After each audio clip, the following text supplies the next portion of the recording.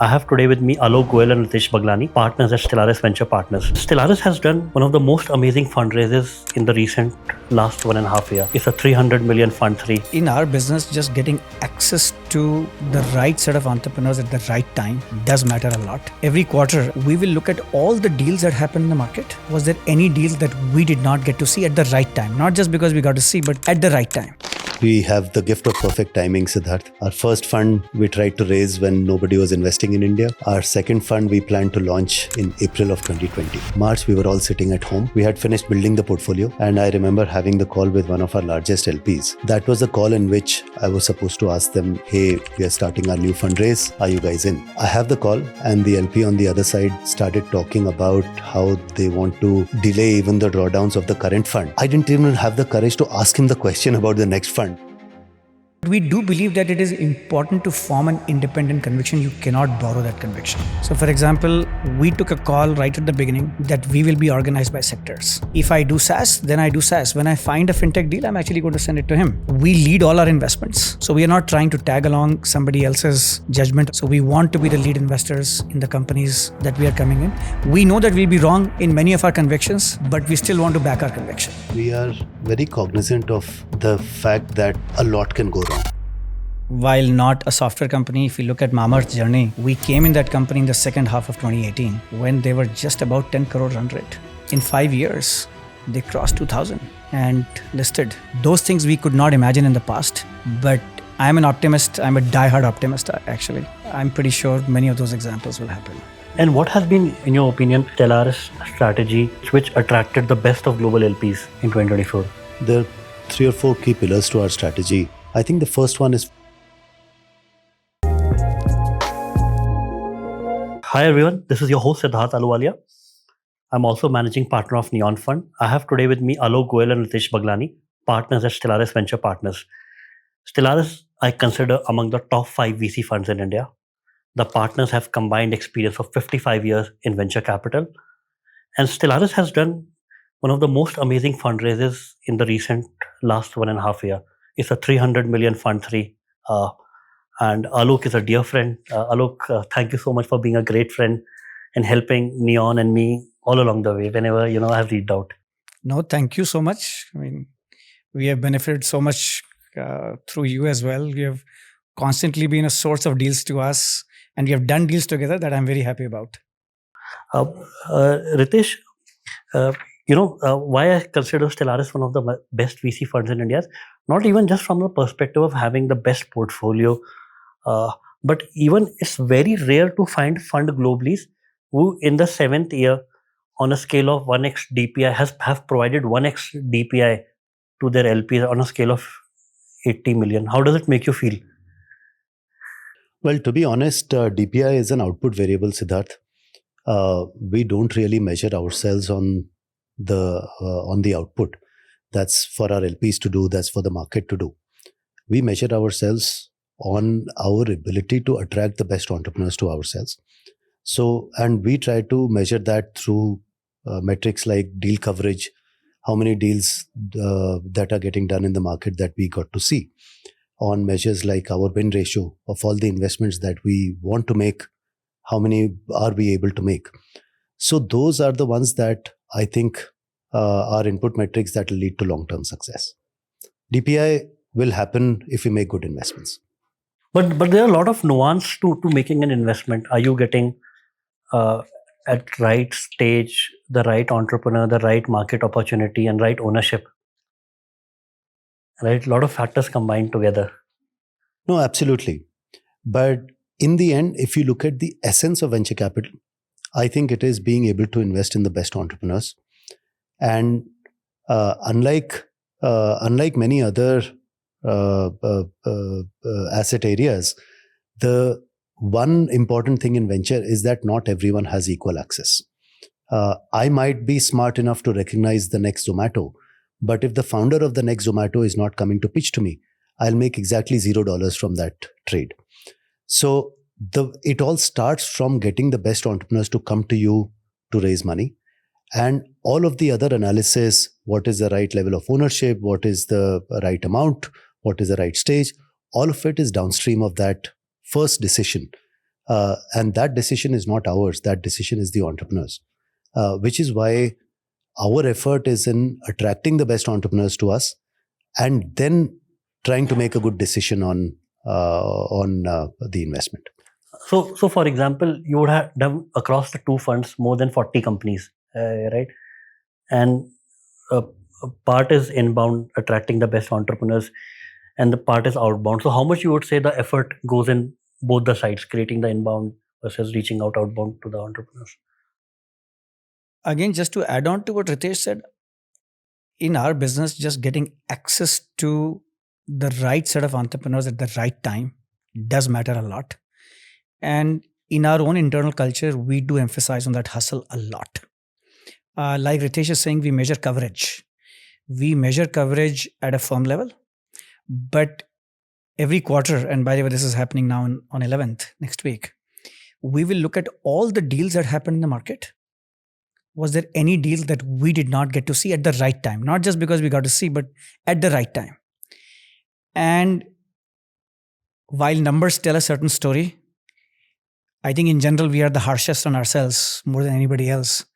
The moment we'll see even one or two deals which were in our sectors we did not get to see, we're always asking ourselves, how did it happen that we did not get to see that deal or not? And that just emphasizing that culturally is just very, very critical. It is also baked into the way we judge people. It's a very inherent part. Getting to the deal at the right time is a very critical part of what we do. To your point on inbound versus outbound, I would say that has evolved, Siddharth. I think when we started, there were some networks that the three of us, when we started, did have those networks. But we just had to fight harder. People were not necessarily just reaching out to us in their first consideration set. As time has progressed, multiple things happen. One is that, brands do, while they take time to build, but they do begin to get built as well. Number two, you just end up having today we have 45 companies in our portfolio. Those founders, many people that you evaluated in the past, even though you might have passed on those deals, but many of those also become ambassadors for you. So there is the inbound deal flow engine just continues to expand with time. And you mentioned coverage ratio. So typically, what is the coverage ratio that you are looking for? 100%. But has it been ever 100% in the last seven years? So I'll tell you how it has evolved. When we started, our coverage ratio was about 55%. So we were seeing roughly half of the deals that were happening in the market at the right time.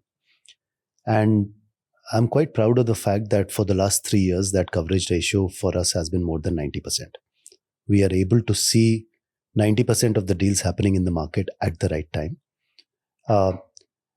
While I jokingly said 100%, nobody wants 100%, because that means there are no proprietary deals in the market, not for us, not for others. Just like we want to access certain entrepreneurs before they even start their fundraise, so do our peers and competitors. So 100% is not desirable. 100% means there is no proprietary deal flow in the market at all. So we think we're in a good place with our 90% coverage. The other important thing that Alok touched upon was actually at what point do you get to see that deal? And I think whether we like it or not, for entrepreneurs, it's a funnel. In the first reach out, you will not go to all the 30 odd funds that exist in India. You will go to a list of 5 funds. If those 5 do not invest in you, then you go to the next list of 10 funds. And then you'll go to the next list of the remaining 15. So if we are not in that first list, we are seeing the rejects of the first list. If we are not even in the second list, we are seeing the rejects of the first and the second list. So there's massive adverse selection in venture, which is why it is not only important to have seen all the deals, it is important to have seen all the deals in the first list. But what I respect Stellaris for, the biggest thing has been, and what I've learned from you, is having high conviction and taking contrarian bets. For example, Mamaearth and Whatfix, the biggest winners from Stellaris portfolio, they were not the most quoted companies at their time by VCs. Yeah, see, that's in general the nature of what we do. I wish we were more right on our conviction, Siddharth, which we are not. We take conviction on so many things, hardly anything works, as you know, right? But we do believe that it is important to form an independent conviction. You cannot borrow that conviction from anyone else. And we as a team, again, there are a bunch of different things we have tried to do structurally within Stellaris. So for example, we took a call right at the beginning that we will be organized by sectors. And these are fairly hard-gated boundaries of sectors. If I do SaaS, then I do SaaS. When I find a fintech deal, I'm actually going to send it to him. I'm not going to do that because, quote unquote, I sourced it or whatever. Because we believe that it takes a while to build expertise in a certain space.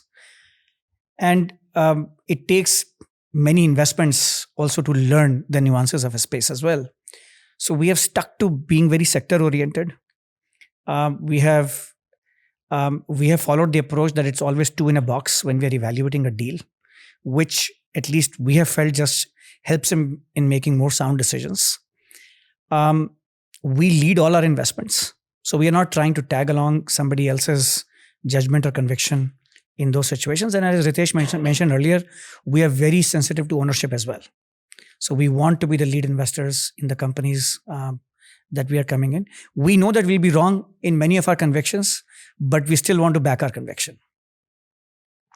But you mentioned, Ritesh, that you don't want to see the third adverse selection.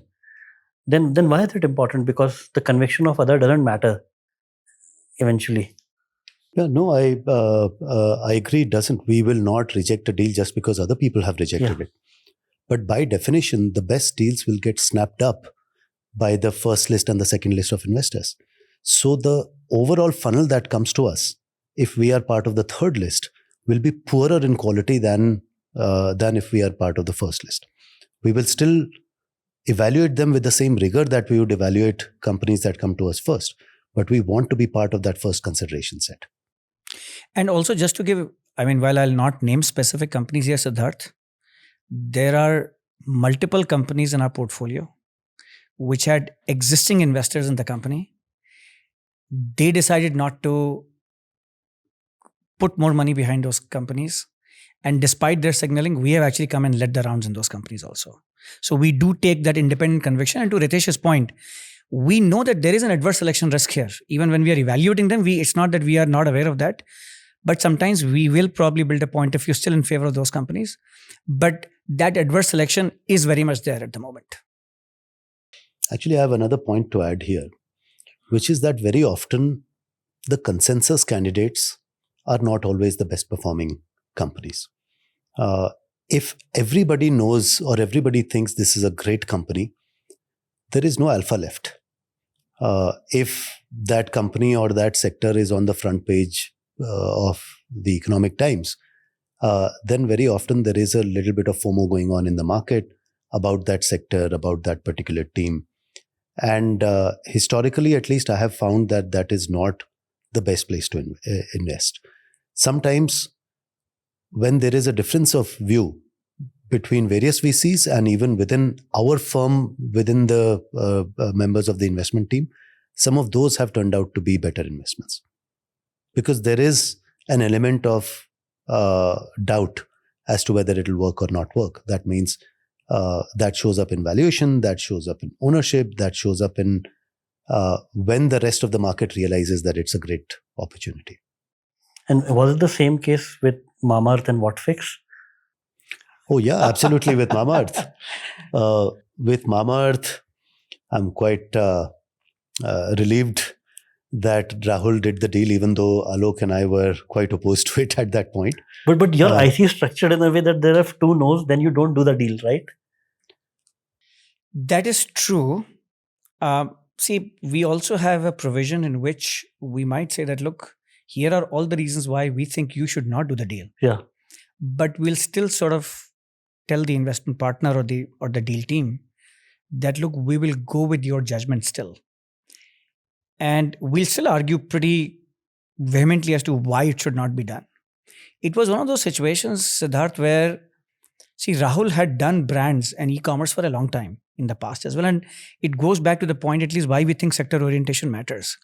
He had a strong view on how a brand needs to be built as an internet company in a very different way.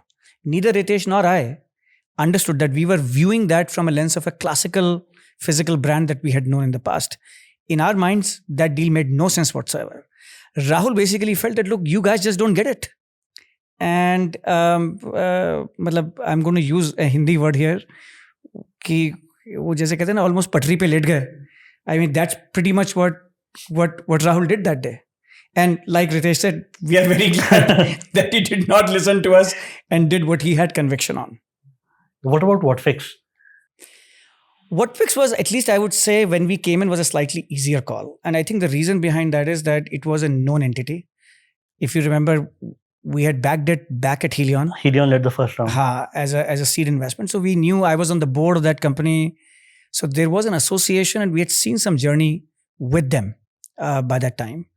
So it was certainly an easier call at that point in time for us. Actually, I'd like to use this example of Mamaearth to highlight another important aspect, which people outside venture firms don't always appreciate, which is the importance of trust in a partnership. In this specific case, if Alok and I had not trusted Rahul's judgment, we would never have made that investment. And that trust comes from, of course, having observed somebody's decision making over a period of time. And so while we did not have conviction at that point in that specific business model, we had conviction in Rahul's judgment. And that comes from, I'm actually very sure if that was the first year of us working together, we might not have had that conviction on his judgment. We had that conviction because by that time we had already been working together for a decade. And that is what helped us make a good decision as a team. Even though individually, I would say our judgment of the opportunity was pretty poor. So everyone sees in media highlights, the closing of third fund, 300 mil, right? Nobody knows the war stories of Stellaris, right? For Fund 1, it took the first 6 months to raise 10-15 million, and then it took another 18 months or 24 months to raise the remaining 70 million, right? Tell us, more details about those. So Siddharth, first funds are first of all always very hard to raise, right? Even if you have individual track records, you don't have a fund level track record at that point in time.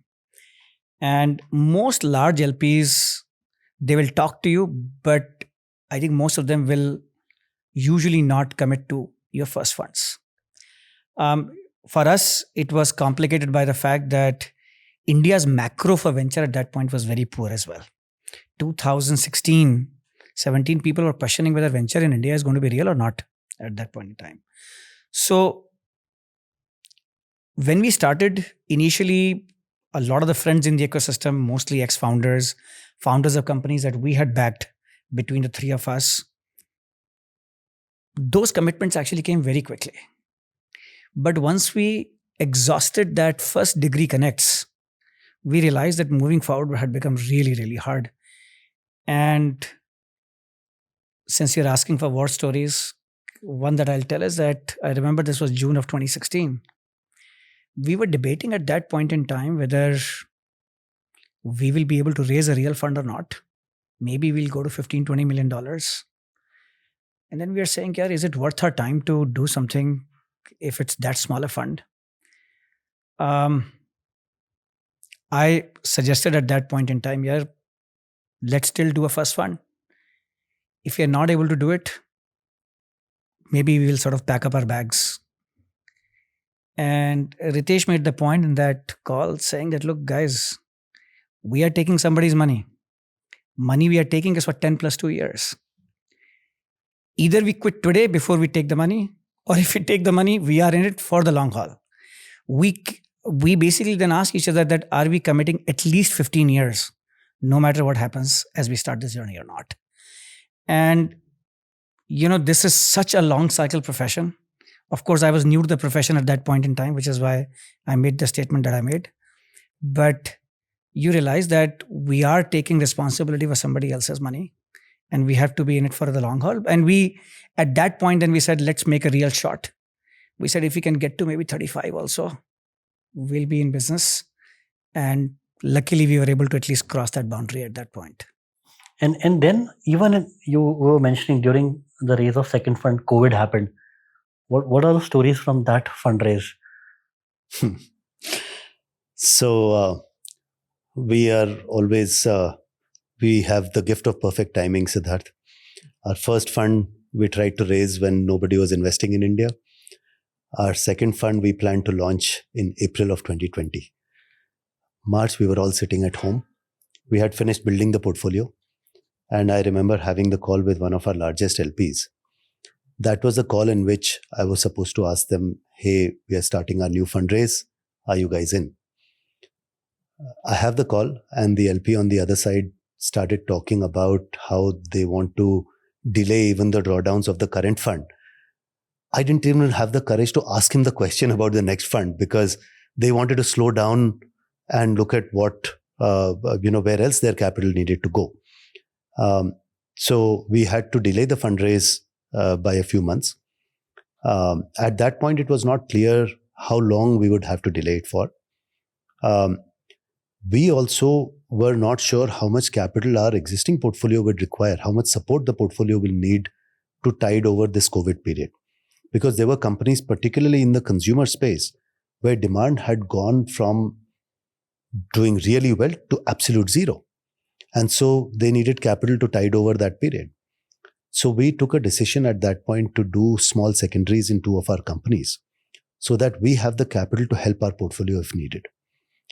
Now it turned out that by the fall of that year, around September or so, the economy was looking better. The consumer impact that had happened in the first few months of COVID, that had reduced, and in fact, a lot of new business models had started to grow. So we did not, in the end, need that additional capital that we raised by selling our stake in some of our portfolio companies.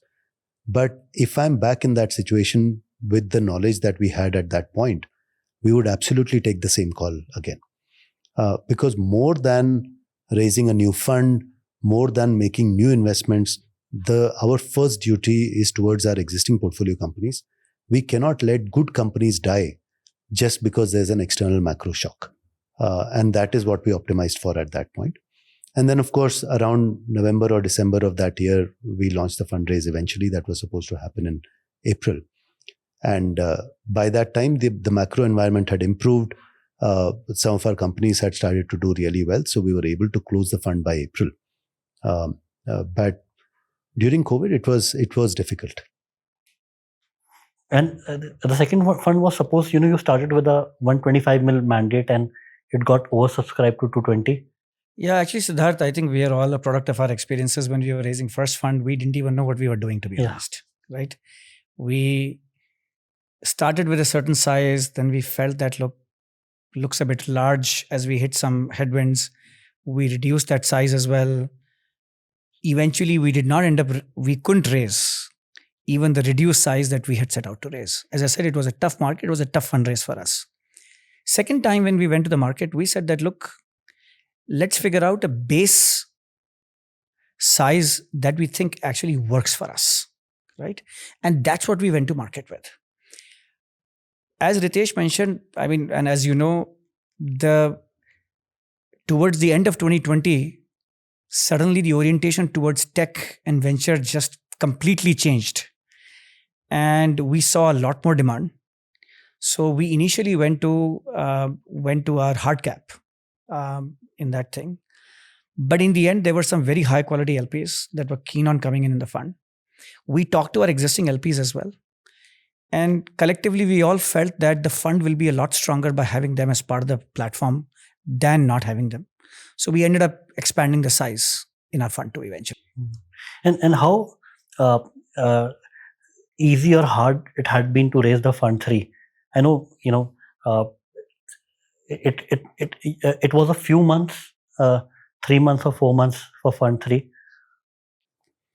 See, fundraising is never easy, Siddharth. And that is where, just like companies need our conviction, we need the conviction of our LPs. What helped us in the Fund 3 fundraise was that some of our existing LPs showed early conviction.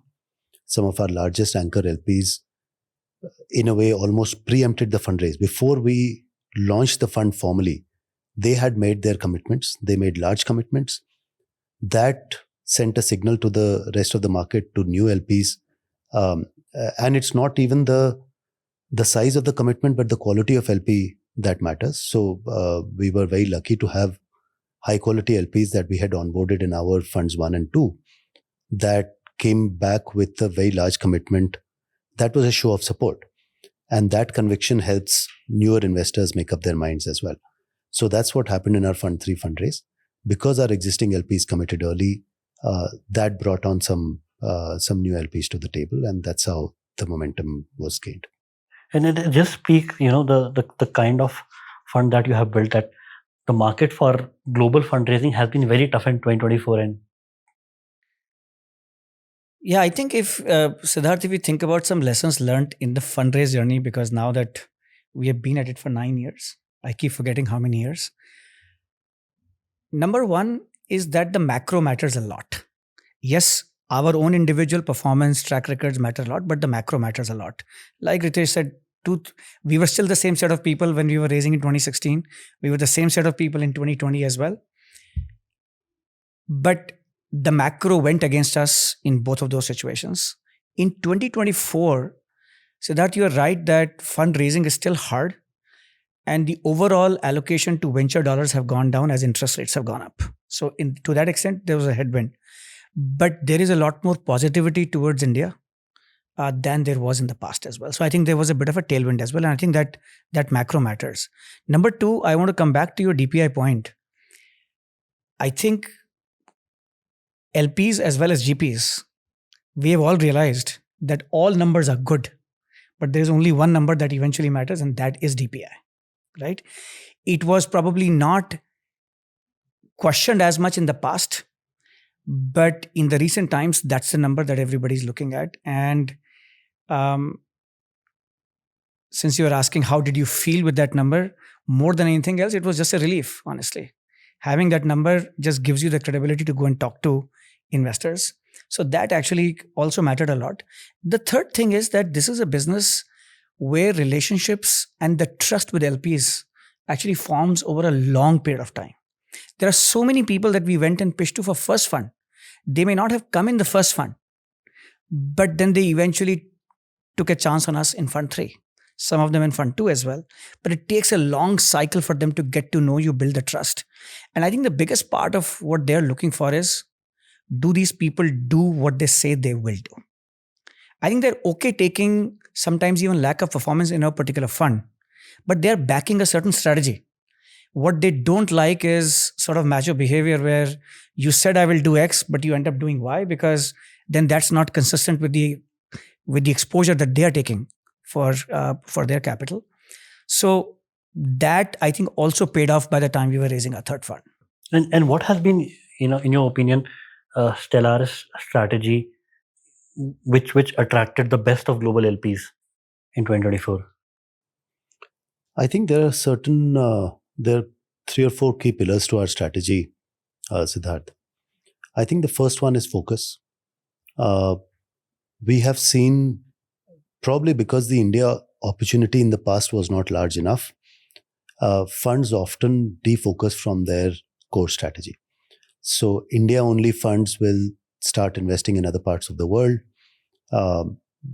Early stage funds will start doing mid-stage and late stage. Tech-only funds will start doing retail and hospitality and manufacturing. We took that call relatively early on that we will be tech-only, India-only, and early stage only. And for the past 8+ years, we have followed that strategy. And there have been temptations. There have been fantastic opportunities. Back in 2018, we were offered a Series C opportunity that looked phenomenal. But our thinking was that either we do it as a new strategy, either we build a portfolio of such late-stage companies. We can't have a one-off late stage investment in our portfolio because it increases the risk, it makes fundraising harder, and of course that is not our area of expertise either. So we have said no to those kind of opportunities. I think focus counts for a lot. The other aspect for us is discipline of portfolio construction. As I mentioned, we do proactive portfolio construction. At a portfolio level, we will allocate reserves every quarter. Every quarter, we go through a list of our companies and we estimate that not company by company, but as a portfolio, these are all the Series A companies in our portfolio. How many of them are likely to raise Series B? And then how much capital should we reserve for them in this fund? This means that we are not in a situation where 5 years into your fund life, you realize that I don't have enough capital to invest in this fantastic company, which is going to be a fund returner, but I can no longer participate in its Series B because I have blown money on all the not so good companies. So doing that proactive portfolio construction and sticking with it, having the discipline to say no in certain situations so that you can say yes in the right situations, that I think is the second pillar. A third pillar, I would say, is sector orientation. We believe that in order for us to be good investors, we need to go really deep into our sectors. We need to understand the next level detail in the business models that we are backing. And that comes from pattern matching. That comes from having years, sometimes decades of experience in looking at a particular sector. Alok, for example, has been doing enterprise software first as an operator, then as a VC, now for 25 years. And that counts for something. So our approach is depth first. And that again has been, I think both entrepreneurs and VCs like that depth orientation that we bring to the table. So these are some of the key elements of our strategy. But let's say, Alok, would you have backed founders in the past or will back founders in the future where, the sector is still the market or the sector is still unclear to you, but you have conviction in the founder based on the past history or your relationship? So the answer is yes. In general, we can, at least I find, Siddharth, that we ended up doing two kinds of deals. I mean, while we know at a simplistic level, you look for two things in every deal. You need to believe in the market. You need to believe in the team, right? And that's simplistic to say. I always believe that in every deal you do, if you were to put both of these on a scale, one is slightly heavier than the other, right? There are bets you take which are more market first bets. There are bets you take which are more founder first bets as well. And it's a mixture of the two. So there are many bets that we have taken, which I would argue were founder first, were not necessarily market first. And as much as founders surprise you, I think markets surprise you even more so. And there are plenty of those examples in our portfolio where we bagged X. It turned out to be Y, and a much better Y than we imagined it to be. So in your experience, which one, if you have to summarize, you would go for on a pattern matching level, either the founder bet or the market bet? It's not one or the other, Siddharth. Each individual within our team also has a certain style. And that is why team decisions are better than individual decisions when it comes to investments. Because there is no one formula to doing venture. Some people might have a better judgment on the team. And so they are better suited to make team first investments. Some other people might have better judgments on the market. They are able to see markets evolve a little better than or a little earlier than others, in which case they are better suited to make market first investments. So we don't have a formula, and each individual and each situation demands something different. But maybe if you want, I mean, we can even give examples of companies. Actually, there'll be quite a few companies that we have done where we didn't know the market as well. I'll give probably a more recent example, which is a company called Orbit Shift. Yeah. As you know, I mean, you know Orbit Shift very well. These guys are building a co-pilot. When I met the founder was very senior in the McKinsey hierarchy. I believe that it's not going to work. I believe that for people selling more than $1 million deal, technology coming and telling you that this is what you should do within Procter & Gamble or Chevron Texaco or something ain't going to happen. Because these large entities, they have got people stationed in these companies. That was a classical founder bet for us. We believe that the founder is so good that even if the initial path may not work, he will find his way. But this profession is very humbling, Siddharth, that exactly what he thought has worked. I mean, so much for our own thinking, but he actually made it work in the idea that he actually wanted to pursue as well. There are lots of bets we take which are very market-centric. For me, one example was Slintel in the past. Slintel, I had been looking at that market from 2013, evaluated a lot of people. I believe that just the amount of data in the world is growing so rapidly that you should be able to intelligently utilize that data to be able to optimize your outbound motion. And even with Deepak Anchala, we were talking for 1.5 years before we did that deal with him. But that was a very market-first kind of a deal that we did. And I'm sure Ritesh will have a lot of his examples. So, happy to share both kinds. For me, a good example of a market-first investment is Kiwi. They're a credit card on UPI business. We've had a thesis on that sector since 2019. And the thesis was really simple. If you look at the largest payment systems globally, whether it is Visa or MasterCard or American Express in the US, or whether it is Alipay in China, they have a substantial, if not majority, credit component. In India, UPI is massive, but it's debit only. So it is natural to believe that credit will be a substantial part of UPI. And the moment the RBI allowed credit on UPI, we wanted to take a bet in that sector. We scouted for teams that were doing anything on the credit in UPI space, found a team of experienced fintech operators, and they have been building what we consider is the finest credit experience on UPI over the past 2 years or so. So that was an example of a market-first bet. A team-first bet, I would say, would be a company like Dashtone. That's a team with an audacious vision. They are trying to build the Netflix of comics globally. Now, that is not something that you come up with by imagining where a market is headed. It's a combination of a team's vision and the enabling technologies to take that vision to fruition. So with generative AI, they are able to crash the cost of creating a comic by 90%. And once that happens, you are allowed to, in a way, invest in distribution to create this Netflix of comics vision that they've had. So that's a classic founder first bet for us. And what, according to both of you, are the strengths of all the 4 partners in the team? Alok has only strengths.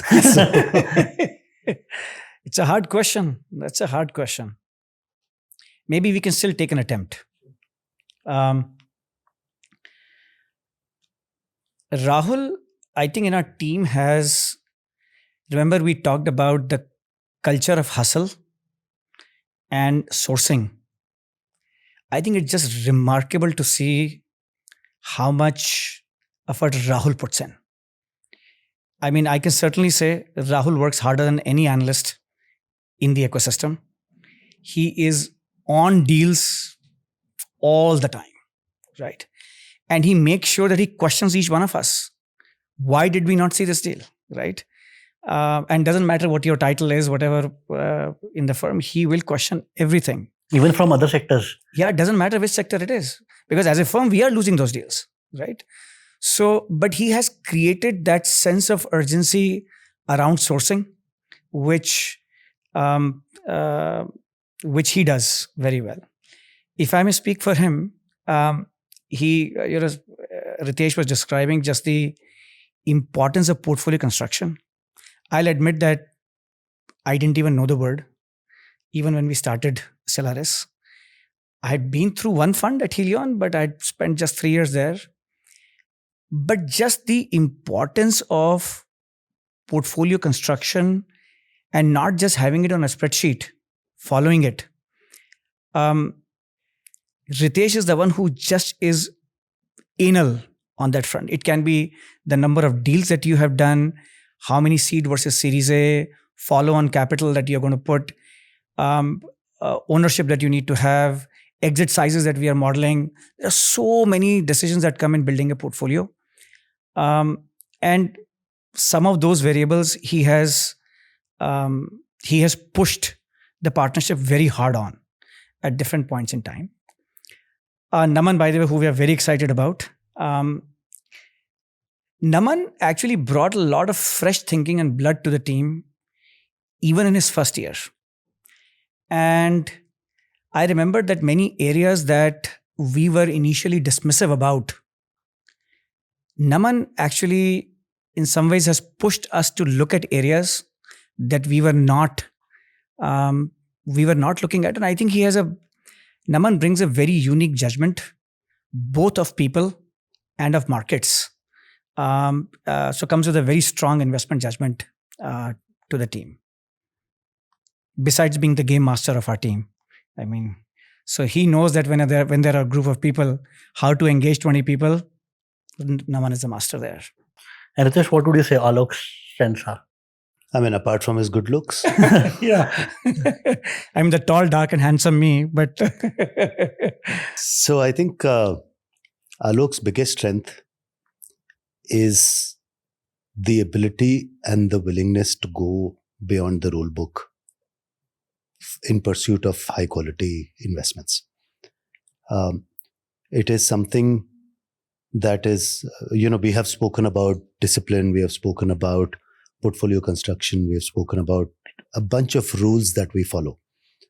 The problem with being rules oriented is that you can miss the wood for the trees, that you can sometimes get so obsessed with your own rules that you don't recognize alpha when it hits you. And I think Alok, more than anyone else in our team, is able to take exception calls as and when required. If a founder is phenomenal, he will not hesitate to come in with a little lower ownership.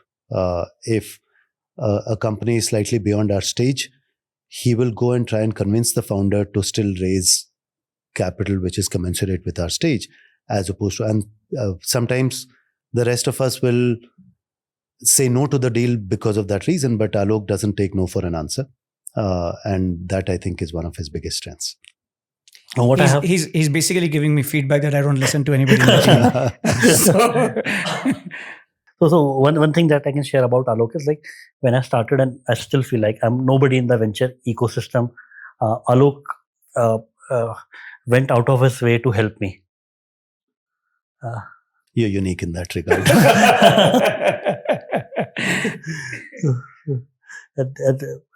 What I feel is, because I come from an entrepreneurial experience, right, where entrepreneurs are more open in sharing their connects. What I found out about venture, what the hard way was it's a very closed world. So thank you, Alok, for being who you are. No, not at all. Actually, Siddharth, you'll be surprised, when we started, the number of GPs that made connect for us was frankly unbelievable. We didn't expect that. And I always believe that no matter who you are, you will reach the people you want to reach to with my help or without my help. So I'm better off helping than not helping in these situations. No, also in that regard, I do think that I love the culture of our venture ecosystem. I've also heard these stories about the VC culture globally, dog eat dog, vulture capital. We've heard all of these. At least our experience is not that. Our experience has been that it's a very collaborative, very paid forward kind of culture. If someone does you a favor, they do not expect a favor back. what they do expect and how the system perpetuates is by you doing a favor to somebody else, and then it eventually helps everyone in the ecosystem. And I really hope as our VC ecosystem grows, we are able to continue that culture of, we compete with the same people, but the level of collaboration and frankly, just empathy and love that we get from the ecosystem, I'm immensely grateful for that. You mentioned on a couple of occasions, how Shekhar Kirani helped you in every way possible. Yeah. And, he's not the only one. There are so many people. I mean, that list actually can't even be put down. I mean, Shekhar, first of all, is a phenomenal investor, and we all look up to him. But I remember in 2016, he made an introduction for us, which it was a very large LP. They did not come in our Fund 1. They did not come in Fund 2, but they eventually came in Fund 3, right? And but like that, there are many examples, Siddharth, where people have actually gone out of their way to help us. In global macro affecting India right now, so India has proven that India can give exits, right? Mamaearth was the first D2C company that came out of portfolio and from India to have listed on the markets. We are seeing several companies across gaming like Nazara and food delivery has, for the longest period of time, people thought that this will be an unprofitable sector. Now the story of Zomato and Swiggy is known to all. But there's also the narrative that Indian founders are still not ambitious enough. That's what I've heard from some of the global investors. And Indian founders still think of $1 billion company. Rarely 4 or 5 will think about building a $10 billion company. And it's almost impossible to find a founder who will build a $100 billion company or a 1 billion revenue company. I think valuation or even financial metrics are not a good measure of ambition. I would measure ambition based on the impact that the founder wants to make. Sometimes these numbers are so large that it is really hard to even comprehend them. In fact, I would even say that I harshly judge founders who are focused on achieving a number. Whether it is 1 billion, 10 billion, 100 billion, doesn't matter. Because purely numbers focused founders have rarely changed the world in my view. So I would much rather back someone who is trying to create something totally new in the entire world than back someone who says, I want to build a $10 billion company, because you have zero revenue right now. Your valuation is $10 million. After a certain point, after a certain order of magnitude, all numbers look the same. So I don't believe in this narrative that ambition is measured by valuation or by revenue. Ambition is measured, to me, by what you are trying to build, how many people does it impact, and does it make a little dent in the universe or not. And there, I think we have plenty of examples, both in our portfolio as well as in the venture ecosystem overall, where people are trying to build world-changing startups. Also, Siddharth, I think that the notion of how large your vision is also based on what has happened in that ecosystem in the past. I'll first give you a very different analogy. When I came into selling software in India, in our company, we had not sold a single deal more than $1 million in its history. In the first 2 years, we did probably 10 deals above $5 million. But all the salespeople who didn't even believe that it was possible to do a deal worth $1 million, the entire team of whatever, a couple of hundred people started believing that they could do $10 million deals, $20 million deals, right? It's not that they were not capable of imagining. It's just that those data points did not exist. Until the point when Gavaskar was the only one with 29 centuries, maybe scoring 30 centuries was the biggest benchmark that you had, and that's what you dream for. But today people think about 100 centuries, right? Why? Because that benchmark has been achieved. Now, when a Swiggy goes public at a more than a $10 billion valuation, you will find people thinking much, much bigger than what they used to in the past. So I think just the bar of the ecosystem gradually changes, but I think we are progressing there very, very rapidly. And I don't buy the argument that Indian entrepreneurs don't think big, therefore. What about B2B SaaS software? Why is there only one Freshworks-like outcome from India? I think that has to do with the age or the tenure within which these companies have started. I think in all earnest, I would argue that B2B software from India has started in 2010-11 timeframe, broadly, right? You can count on your fingers, even companies that started during that era. All put together, we are talking 13, 14 years since we have started, right? To build a real company, Siddharth, takes at least 10 years. What also tends to happen is, like if you might remember in manufacturing, we use the word experience curve, which is what says that every year you can reduce your COGS by X%. Why? Because now you have an experience of manufacturing the same thing again and again. We are actually going up that experience curve in building these companies. Let's take an example which is very near and dear to our heart. When Whatfix started, the conventional wisdom was that you cannot sell a deal more than $5,000 in phone. Today, there is no number which you can't sell from India, right? We just closed more than $500,000 deal in one of our Fund 2 companies, which is actually a very young company, all remotely, right? So just these barriers of experience are getting broken gradually as well. The quality of talent is going up as well. And the capital availability is also going up, right? My hypothesis or my projection, Siddharth, is that in the next 3 to 4 years, you will see at least $10 billion plus exits or IPOs in SaaS. All built from India? All built from India.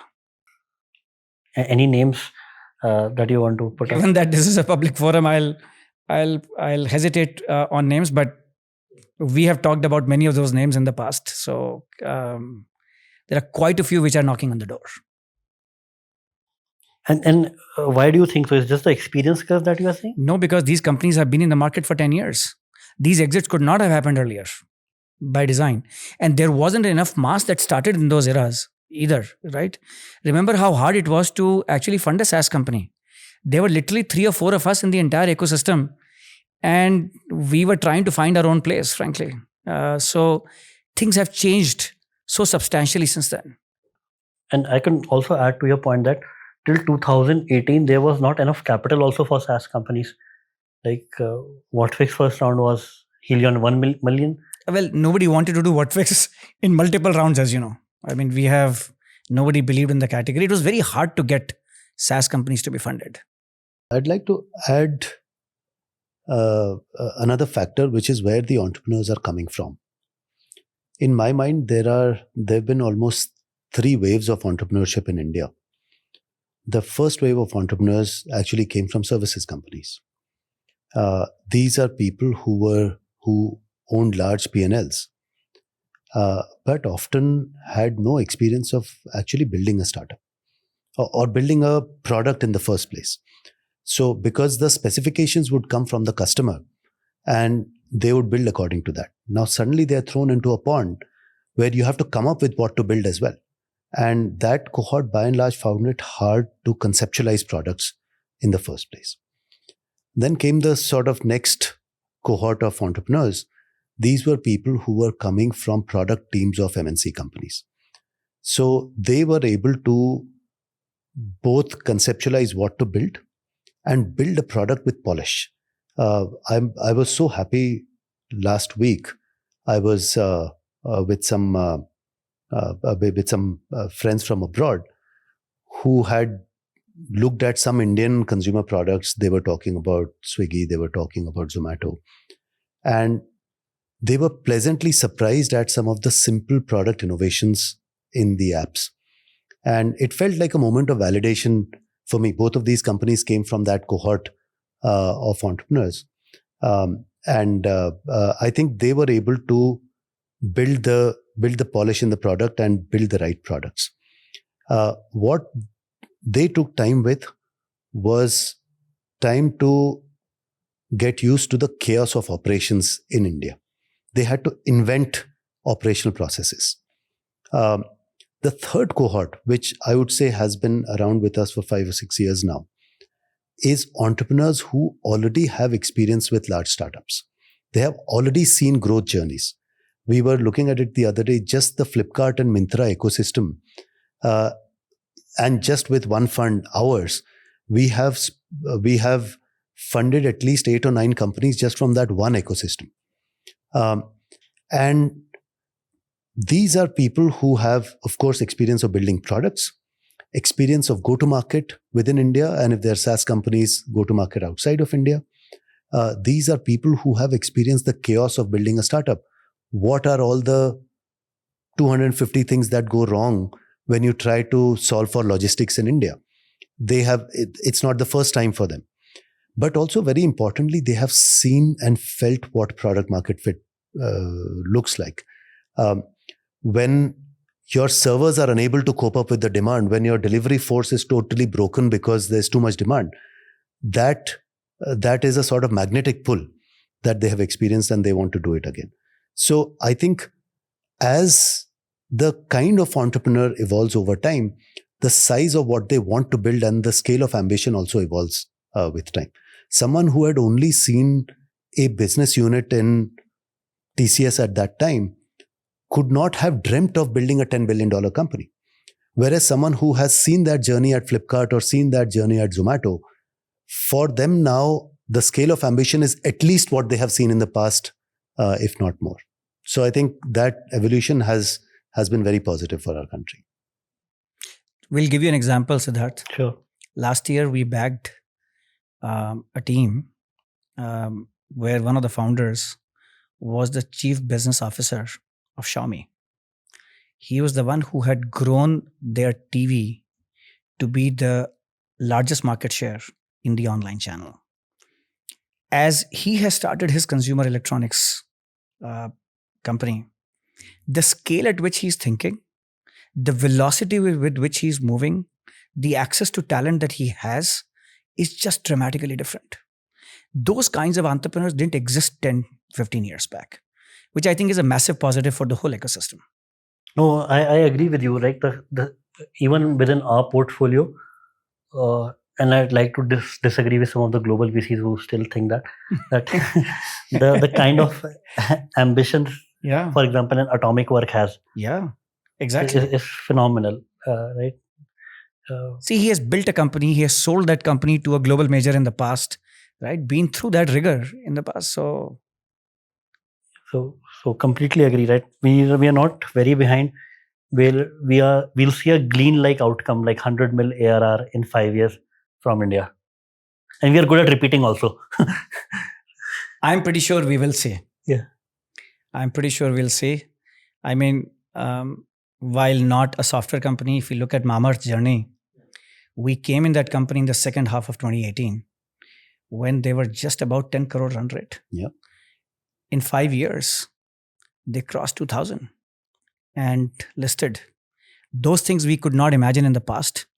But I'm an optimist. I'm a diehard optimist, actually. I'm pretty sure many of those examples will happen. No, I'll give you real data. I started in venture in 2007. In that 2007 through 11 period, when we used to build projections for our portfolio companies, we would project them to get to, we would project that they would get to $1 million in annualized revenue in 3 to 4 years, if everything went well. Today, we have 6 companies in our portfolio currently that have crossed that mark in less than 1 year. Right? This is, I think it's partly the ecosystem that all the enabling factors are in place, but partly also the quality of entrepreneurs and a much larger market. And the dollar rate has also doubled. That's also true. Yeah. This is actually twice Yeah. the revenue, but let's say 1/3 the time. Absolutely. So, it's been for you almost 18 years in venture today, Yeah. right? So how will you describe that? How is decision making in Stellaris different from the processes or decision making that you have observed at other VC funds, and maybe also at Helion, where you previously worked at? So I think our decision making is superior because we use a dartboard in our conference room, and then we all throw darts. If a majority of darts hit, then we invest. If they don't, we don't. But no, very seriously, I think we are very cognizant of the fact that a lot can go wrong. And the main way in which we have tried to structure our decision-making process is to enable individuals to back their conviction with what can go right. So even when we are debating an investment, we try to focus not so much on what can go wrong, because there are always a million things in every startup that can go wrong. But what can happen if things do go right? So we try to encourage that discussion when we are discussing a deal. When we are taking decisions, our entire investment team actually votes on every deal. And the purpose of that voting is to try and put a stake in the ground. And only putting a stake in the ground actually helps you calibrate your decision making in the long run. If, let's say, there is an outcome that did or did not work out, I want to be able to go back to see how did I think about this company 3 years ago, and why did I vote the way I did. So we encourage people, everybody in the team, not only to vote, but also to write down a set of detailed reasons why they're voting in a certain way and the risks. Even if the deal is outside their sector. Yeah, everybody not only votes but gives reasons for their votes, and those reasons are documented. And the goal is to be able to learn from the decisions that we took, even individually. The other factor is that we have the concept of a no objection vote, which is different from just a yes or a no. That's what Alok was referring to, where you are allowed to say, I don't know enough about the opportunity to be able to fully support it or fully decline it, but I believe in your conviction, your as in the deal team's conviction. What that does is it creates a high pass filter. It allows us the opportunity to back the conviction of the sponsoring team, and that is in fact the route through which Mamaearth got funded. So we do open that opportunity, where the rest of the team actually plays a pretty important role is in ensuring that the company actually fits in our overall portfolio, and giving additional data points to the deal team when it comes to evaluating the founders, when it comes to a first principles evaluation of the business, and so on. But so we want to operate at a point where for the first check we have a high pass rate for in our investment committee. Yes, Siddharth, just to add, I think there are two parts to decision-making process. One is the set of rules which you govern that decision-making by, which is what Ritesh is referring to. And that includes the fact that we do not believe consensus is a great way to make decisions for venture deals. We also believe that nobody should have a veto. No single individual is so smart across sectors that they know what the world will look like in 8 to 10 years. Data suggests that we hardly know anything. So we want to make sure, and which is why we try to back the conviction of the deal team. But we also believe that we do all tend to behave like kids in a candy shop on certain deals. हमें लगता है this is so good that we should break all rules and we should still do it, right? The IC in our case actually does weigh in heavily in those situations where we are trying to go beyond the portfolio construction norms. right? Which is the discipline part that Ritesh was referring to earlier. Those are the set of rules, which I think collectively, at least we believe, makes the decision-making process effective. Even more than what the set of the rules that govern the decision-making is the conduct. And at least we would like to believe that that's the single most important thing. So for example, I can have the same set of rules. I'm voting in an IC today. Ritesh brought the deal. I'm probably thinking of bringing another deal 1 week down the line. And I vote a yes, even though I think it should be no objection or a no. But because I'm going to bring a deal, and then I don't want Ritesh to vote a no on that deal, right? So the rules are still the same, but the conduct has gone wrong here, right? That culture of intellectual honesty and the culture that the moment the IC ends, we actually don't even care or remember who voted what, right? It doesn't impact our behavior literally in the next meeting, right? That trust that Ritesh was referring to earlier, trust not only on your judgment, but trust on your intent, is also so critical for the functioning of any decision-making system.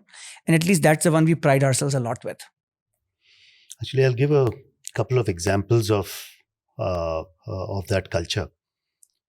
I think in venture firms, in deal discussions and portfolio discussions, it is very, very important to be able to disagree openly, disagree in the whole team. And that only happens if the partners feel free to disagree with each other. In our case, not only do we feel free, we just do it all the time. But that encourages everyone in the team to disagree, to voice their disagreements if they have it. I think that's something that I'm quite proud of, that because we have fostered that culture of open disagreement, everyone in the investment team feels free to disagree with anyone else without any consequences for that disagreement later on. Second, we try to encourage a conversation of a culture of no side conversations. We don't want to come into an investment committee meeting having already forged a consensus. So I would be very, very disappointed if the deal team members come to me separately and try to get my consent before the actual IC meeting, because that means that leads to politics, that leads to that defeats the culture of open disagreement and so on. So we try to air our views in that investment committee meeting and not before the meeting in inside conversations. And there are a million other ways in which we try to forge that culture of intellectual honesty.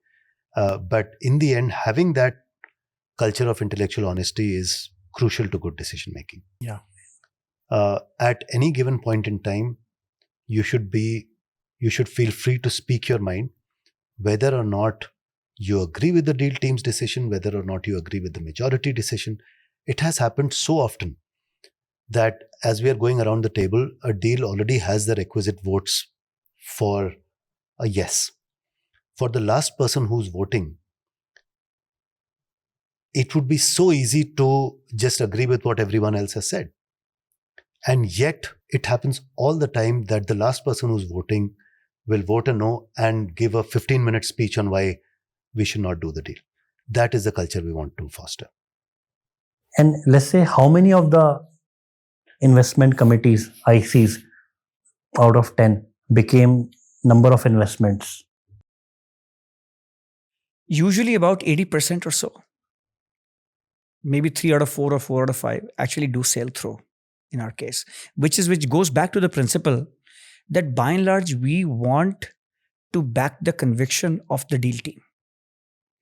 And unless there is something glaring, can be about the market, can be about the founders, can be about the deal construct, all of those can be issues. So because we are very sector oriented, right? If Ritesh is doing a deal in fintech, I have never done anything in fintech in my life. The chances that I will be able to come up with a much more nuanced view on the market that he has already not done That chance is very remote. It doesn't stop him from trying, though. Yeah, I do try. He doesn't listen, though. Alok, how is the global macro on AI, let's say OpenAI, DeepSeek, affecting your AI thesis and investments? So, at least we are very excited about the developments, Siddharth. We can, we'll answer the consumer versus the enterprise part separately. And even within enterprise, you can actually break it up into the infrastructure side, the AI infrastructure, or the application side broadly. We are a bit more cautious today on the infrastructure side. I think that train is moving so rapidly that even if, let's say, you want to solve a problem, it is not clear whether that problem will stay a problem in another 6 months or a year itself. So the stability of the problem being solved itself is not clear at this point in time. Also, in many of these cases, the capital requirement is so high that we question whether we are the right kind of fund to be able to be funding those kinds of businesses. So while we meet all the companies, but we are being cautious on that front. But the beauty of the current AI wave is that the same API is available to a developer in San Francisco as the one in Bangalore or in Chandigarh or in Pune or in Chennai, all at the same time, right? In that sense, it has gotten democratized, which, if you might remember, was not the case with cloud. Cloud started happening in late 90s. AWS came in 2006, which means that there was almost a 10-year period where cloud, if you wanted to do something on the cloud, you build your own cloud, right? Which was a very hard bar to pass. So today, that being democratized, at least on the application development side, that's available to everyone. Our companies in India can actually benefit from these developments at the same time as anyone else. And I think the interoperability has gone up. The number of companies in our portfolio who actually came back and said at the beginning of this week that they have already tested their products with DeepSeek also is mind-boggling. I mean, it's actually, in some ways, I worry about all the LLM companies as to how low the switching barriers are. But that's a great news for application companies. And we are very bullish on most applications in the world being rethought in the coming years. That's one big area. The other thing which is exciting, Siddharth, is that AI, by virtue, particularly in the enterprise world, being good enough is actually not good enough. Why? Because imagine that you're asking a machine to do a banking transaction and you say that I'm right 90% of the time. That's very high accuracy. I mean, you're doomed, right? You have to be 100% correct, right? As we all know, and while a lot of these chain of thoughts and multi-agentic systems are all coming into place, but the reality is that every step has a certain finite percentage of error. You aggregate that error percentage when it goes through, let's say, 20 steps or 30 steps. Actually realize how low the accuracy is of many of these tasks. What that means is that you need humans as a backup. And we are very bullish in this era of companies that are combining AI as well as humans to be able to deliver the outcomes, which I think India is in a very unique position to be able to deliver. The last part, Siddharth, is that, I mean, as we are seeing today, the new version of GitHub Copilot got released, right? India has the second largest number of developers in the world. And we believe that we will see a lot of developer-centric tools also come out of India. We have some in our portfolio as well. But that's the other area that we are actually very bullish on. But in this AI wave, does India have any distribution or monetization advantage? India has no disadvantage for sure. I think if you look at the applications, Siddharth, there is no difference between taking an AI application to market versus taking the applications to market that used to exist in the past as well.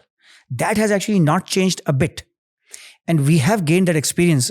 I would argue that at the time of Whatfix started selling, I mean, today they have 90 Fortune 500 customers, but selling to the first one took a lot from them. But there, the experience curve that I was talking of, I think comes in pretty handy for us today. But I don't see any disadvantage that we have on that front. Or at least there's nothing different about taking an AI application to market compared to a regular SaaS application to market. What has been the experience across consumer AI? I think on the consumer side, the deal flow is not as much as on the enterprise side. We have backed Dashtune that I spoke about. We have seen a number of applications in fintech that I look at. Particularly, I'm quite curious about the application of AI on wealth management. Can AI do a better job than your human advisor can? Can AI help you avoid the emotional traps that come with investing? Those are some very interesting areas. I think as Indian entrepreneurs realize that they can sell globally and that AI reduces the cost to that extent that it becomes viable to sell globally, we should see a lot more consumer AI startups come out of India. And why do you think there are so many enterprise AI applications coming out of India at this moment? I think it's not just an India phenomenon. I think that's true globally, Siddharth. We are seeing, in general, the value propositions are very strong right in the beginning in the enterprise world. But at least our belief is that even on the consumer side, when you look at education, you look at healthcare, financial services, and frankly, we have evaluated companies even in manufacturing space, which are using AI in very creative ways. They are just bound to happen. I would give it literally the next couple of years. I think we are going to see a large wave of companies coming on the consumer side as well. Ritesh actually had done one company which is taking your credit report using GenAI to build a customized video for you that first of all explains to you why your credit scores is what it is, because most normal human beings can't interpret that report, and then tells you how you should go about actually improving your credit score, right? That's a classical consumer application which was not possible literally a couple of years back. Actually, I'd like to talk about the cost advantages of AI using that example. See, we have been looking at this credit improvement space for 7 or 8 years. I remember back when we had just started the fund, we had evaluated a company in the credit improvement space. And one of the challenges was actually the cost of serving them, because it is by definition a customized service.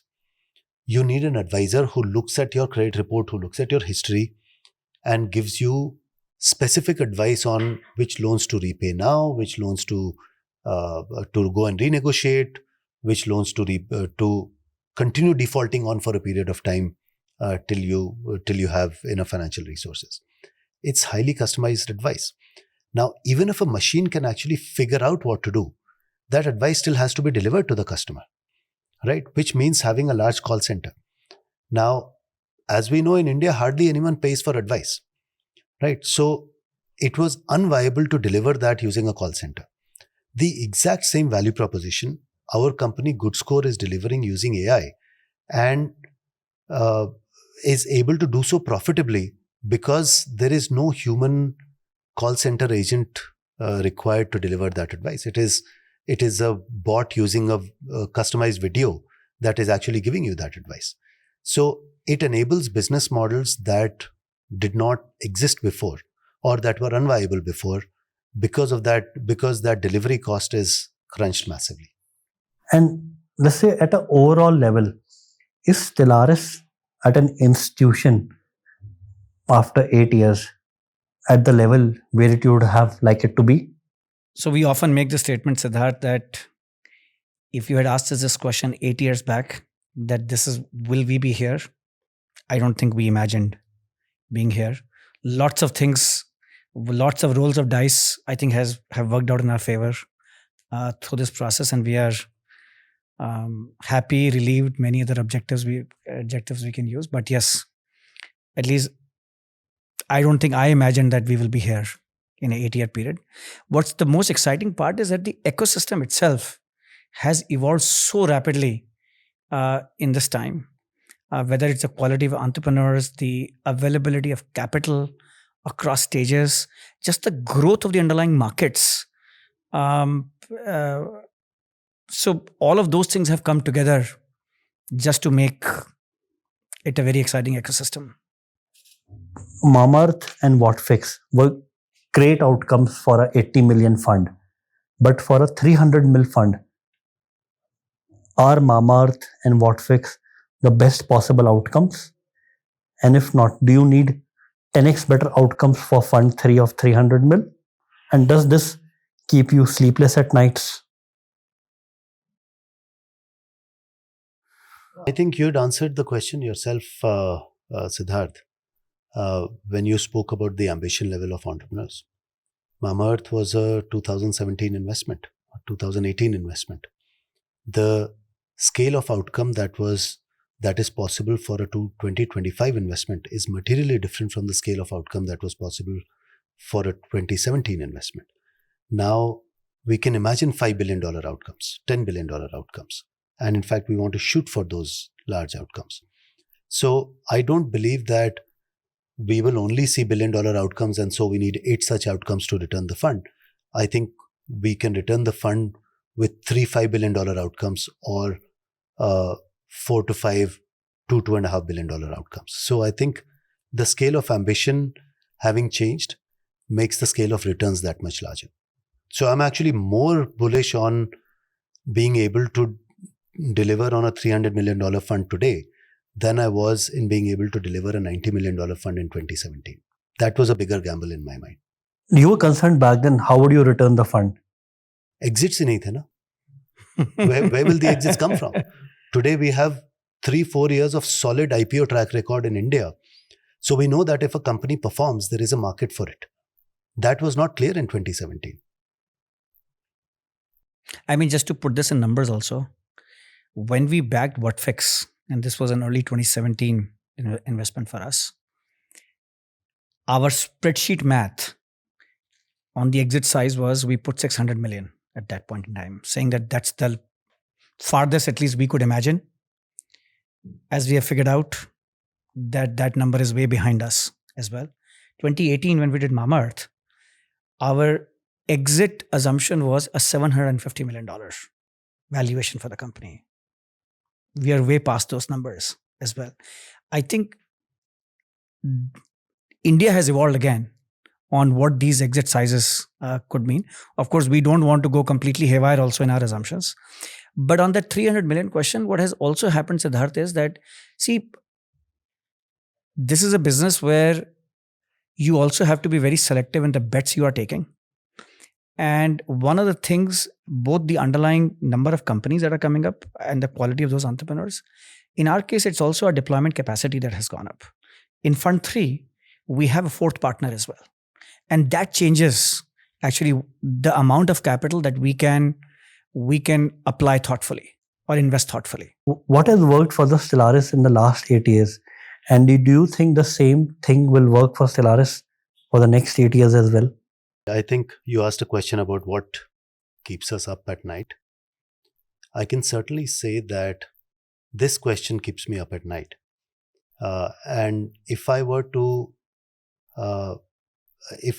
identify one thing that we would like to achieve over the next few years, it is to be able to institutionalize the fund, which means thinking through how the team will evolve over the next decade.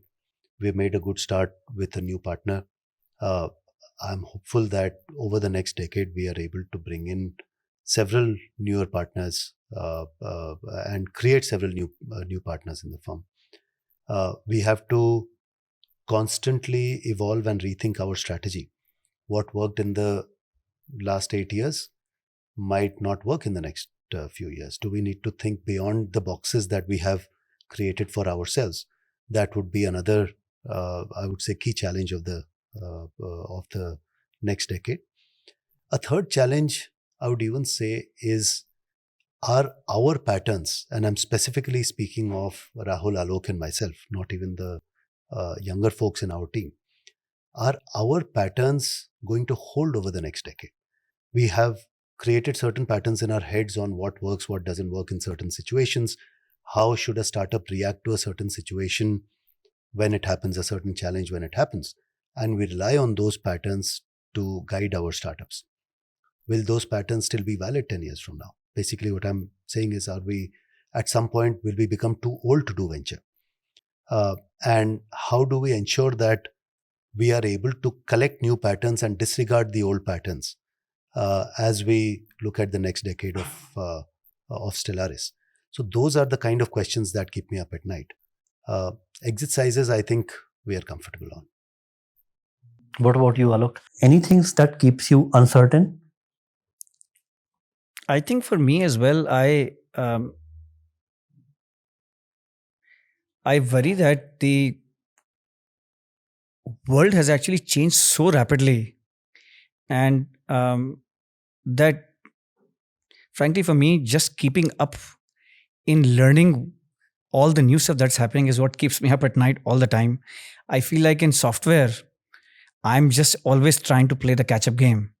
By the time I learned the ABCD of something, the bar has actually moved so much forward. But that continues to be, I'm still not able to come up with a good answer for the question you have asked in terms of what has worked and may need to be thought differently. All I can tell you is that every year we do a session dedicated day where we go through what are the top 5 questions in people's mind about our strategy. And it is not that 3 or 4 people decide those questions. Everybody puts down their questions. We first vote on the questions. As you can see, we have a process for everything. We vote on the questions to arrive at the top 5 questions. There are then teams attached to each of those questions. And we come back a month later holding a discussion around those topics. And in many ways, these are the most obvious questions as you can think about. These are about decision making. This is about our portfolio constructions. This is about our sector coverage model. This is about which are the new themes in the market that we should be backing. So the idea is that, look, let's not get married to the ideas we have. And even though we describe to you what our decision-making process is, etc., many of these have actually evolved every few years for us as well. And I hope that we can continue to make those changes as we evolve. So thank you so much, Alok and Ritesh, for this conversation. I have known Alok for such a long period of time, and this is the nth conversation I'm having with him. I'm having the first conversation with you, Ritesh.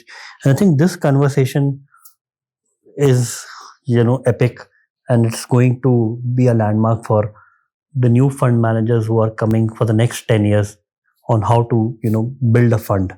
Yeah, it takes at least 20 years even to get started in venture, I'm realizing now. You never get old in venture.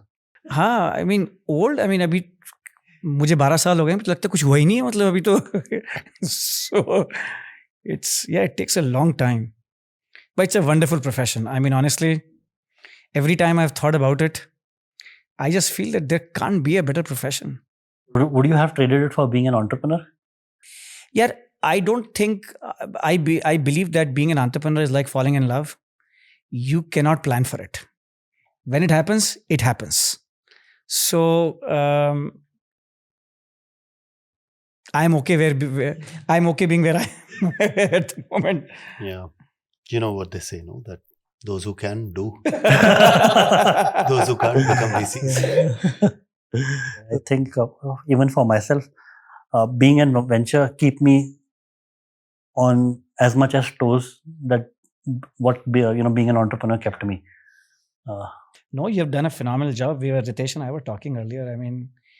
Even this podcast that you have built, I think building anything is hard. It actually doesn't matter what it is. Building anything of quality takes time, effort, thinking. You have built a very high visibility for yourself with this, actually.